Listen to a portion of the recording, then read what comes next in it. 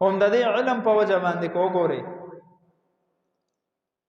یوسف علیه السلام ته د مصر بادشاہت ملوش وزیر خاص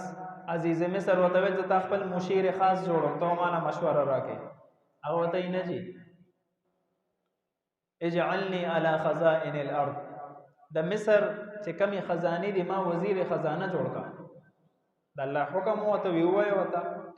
ما وزیر خزانه جوړ کا ناغي وته ولی چې د وزیر خزانه دی جوړ کو وجه صدا نو دو دلیلونه بیان کړ انی حفیظ علیم نمبر 1 فیزا امانتدار ما کما عہده چې تمہارا راکې داغه به خیال ساتم ایګه به خیانت نه کومه ظلم به نه کومه دویم علیم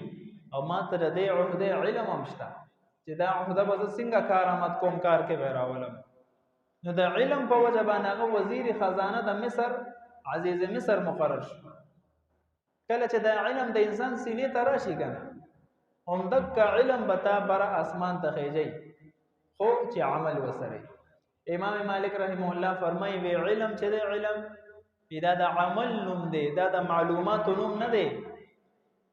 چې علم باندې عمل شو نو دی کې دنیا کې عزت آخرت کو عزتونه او کو علم باندې عمل نه صرف معلومات حاصله رب ذوالجلال فرمای کما مثل الحمار يحمل اسفارا دا مثال د سده د هغه خر چې هغه باندې د پاسه کتابونه پراته او خر ته پته نه لګي په ما باندې بوج پروت کو کتابونه پراته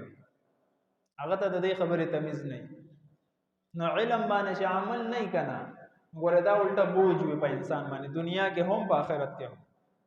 او چې عمل پرالو نو دنیا کې عزت آخرت کې عزتونه خاص بیا د شفاعت مقرره شي غور وکړه د قیامت پورس نو حافظ قرآن ته به وی لس